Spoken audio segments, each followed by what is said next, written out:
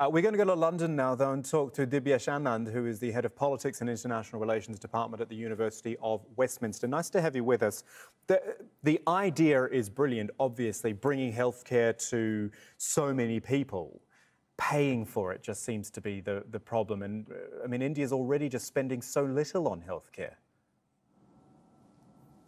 It is. I don't think it's simply about who will pay for it or how will they pay for it. The reality is the government for last 4 years has not invested in public sector in terms of health.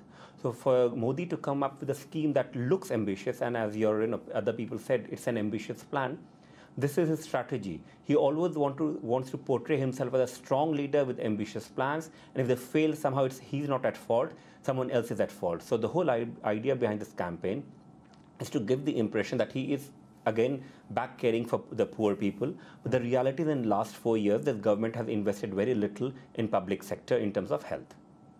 Why? Why have they not? I mean, healthcare is such a fundamental thing in any country. Why has there not been any spending on this? India, like many other developing post-colonial countries, they use nationalism and they use anti-minoritism. They use various ideas essentially to gain power by, let's say, sidelining the poor, but also speaking in their name. Now, why has this government or the previous government, why have they not spent much on public spending on health? The reality is because they don't make it into an electoral issue. Now, with Modi, of course, in power now, what we have seen is every year he comes up with one such grand scheme. It could be on Swachh Bharat, which is clean India. Another time it would make in India, so basically manufacture in India, that kind of slogans. But in reality, none of them work. But the media laps up. And of course, you've got big corporations, big companies that also control the media, siding with Modi, giving the impression that he's a strong leader. And if only he comes back to power once again, which is likely maybe after 2019, then he will implement all those things properly. So in a way, this is a good strategy, a good PR exercise. We heard from some people, obviously, who got in touch with our show, but what do you think levels of awareness are like? We're talking about 500 million people, we're talking about a huge country, we're talking about people who aren't necessarily connected online. Do you think there's enough awareness about the whole scheme? Again, in my own reading and my own analysis, of course, no, not at all. And again, in this case, you have to understand Modi or BJP, they don't really want people to be aware of this project. What they want is, of course, to capture the media. They want to have media debates around it.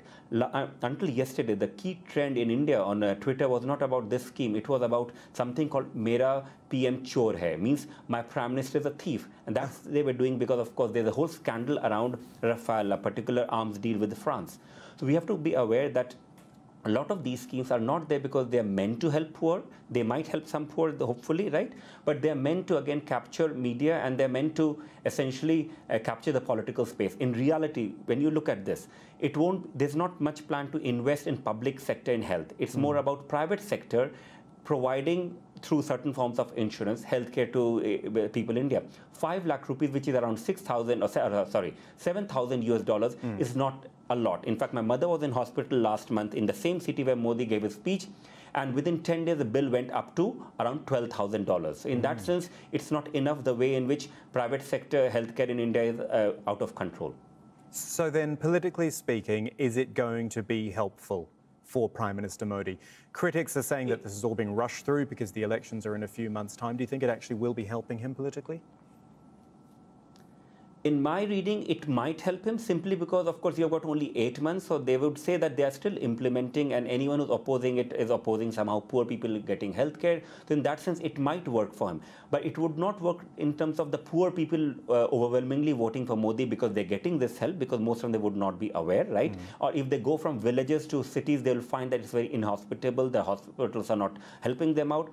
But it's more likely to help through in terms of the image building, which Modi indulges in. So we have to remember that this is the Prime Minister that invests most heavily in building image as a strong leader, and his support base is not rural, it's not poor people, but it's largely the upper middle class, and they seem to like him. Dibyesh Anand, such an interesting topic to talk about. I'm glad you could join us. Thank you.